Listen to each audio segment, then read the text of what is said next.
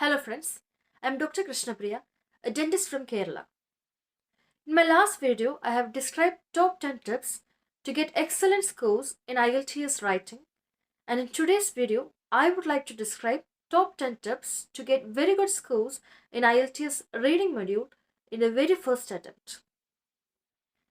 So, for general as well as academic training IELTS, there are two differences for giving a reading module test. First difference is in the number of passages. For academic training IELTS, in the reading module, there are only 3 passages. You will be given 3 passages only. And for general training, there will be 5 to 6 passages. And the difficulty level for the academic training IELTS, the reading passages are much more difficult as compared to the passages given in the general training IELTS. Other than these two differences, all other pattern of questions, format, how do you do the test, the tips to follow, everything is same for both. So as I have already told, there are 3 passages in academic training IELTS, and the difficulty level of the passages increases as we move from passage 1 to passage 3.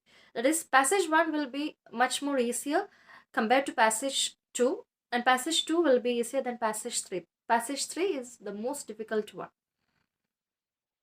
Also, there will be a bunch of questions in each passage. For that, you have to answer each and every question.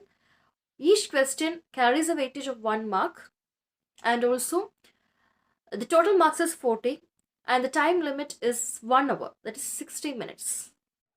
The types of questions includes match the heading, complete the summary, yes, no, not given, true or false, not given, complete the notes, and label the diagram.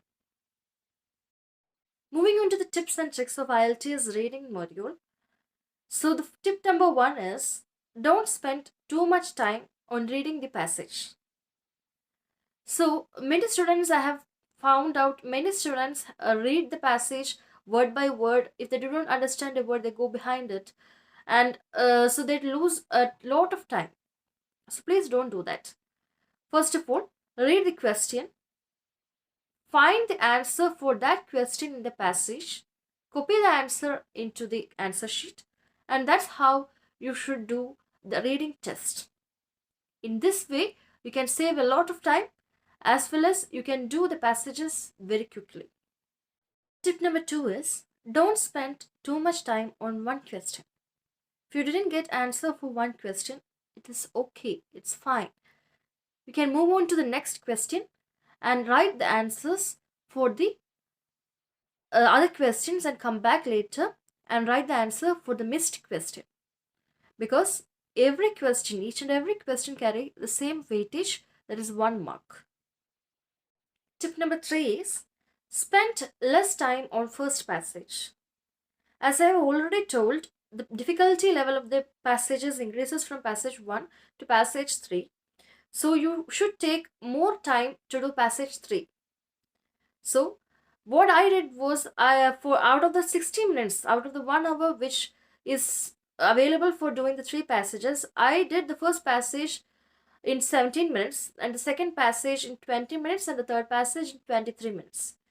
It is not mandatory that you should follow the same pattern, but please make sure that you should take only little time for the first passage, and so that you can take sufficient time for the third passage.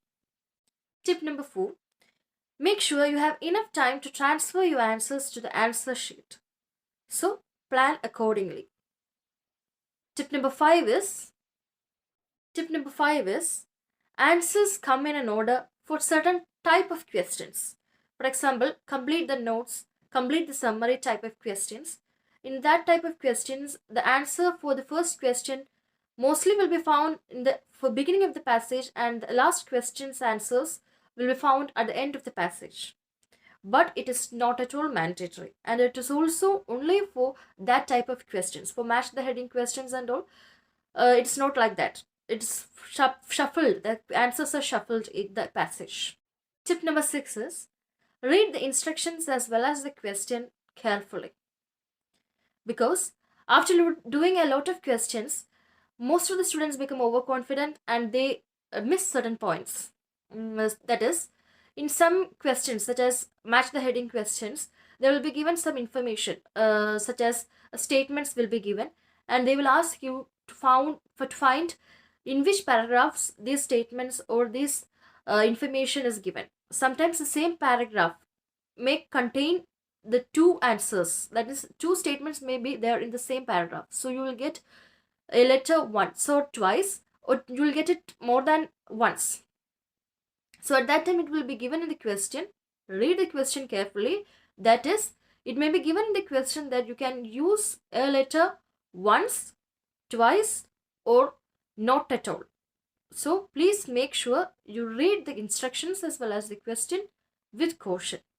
Tip number 7 is, in true or false not given or in yes, no, not given questions, there will be a statement given in the question, and you will be asked to find whether the statement is true or false or it's not given.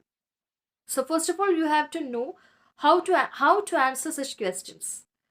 So I will give you an example and tell how to answer such questions. For example, sun rises in the east. If the statement or the question is like that, if such a statement is given, if such an information is given in the passage, you can write true or you can write yes. If it is the opposite which is given in the passage, that is, if it is given the passage sun rises in the west, then you should write false or no. And if not at all such an information is given about sun rises in east or west, or like nothing is given, then you can write not given. This is how you do true or false not given or yes, no, not given. Also make sure that if the question is true or false not given, you should not write yes in the place of true or no in the place of false. You should write true or false as in the question, or you should write yes or no as in the question, as given in the question. Tip number 8 is, if the question is complete the notes in not more than 2 words, you should strictly stick on to that. That means you should not write answers more than 2 words. Read the question and write the answers by following the instructions correctly. Tip number 9 is, write correct spelling as given in the passage. So in the passage the answers will be given, the words will be given.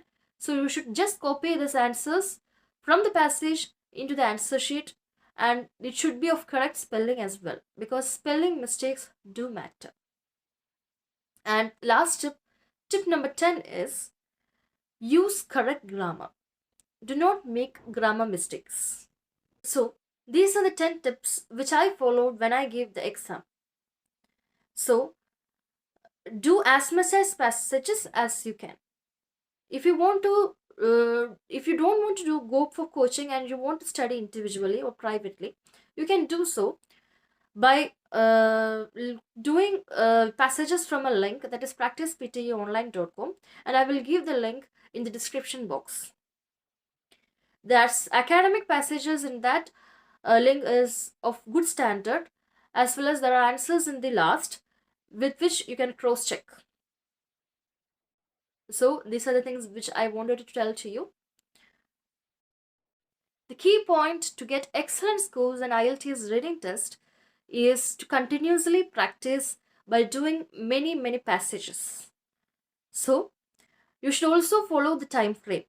This is how you should crack IELTS with ease, especially the reading module. In my case, I have done almost 70 to 80 reading practice tests, mostly from practicepteonline.com. So these are the things. So all the best for your future exams. And I have already described the top 10 tips to get excellent scores in IELTS listening, speaking, as well as writing in my above videos. So please do watch all those videos and find time to practice as much as you can. So I will be back with interesting videos. So please watch this video, watch all the other videos, like, comment and share the video, and subscribe my YouTube channel. Thank you.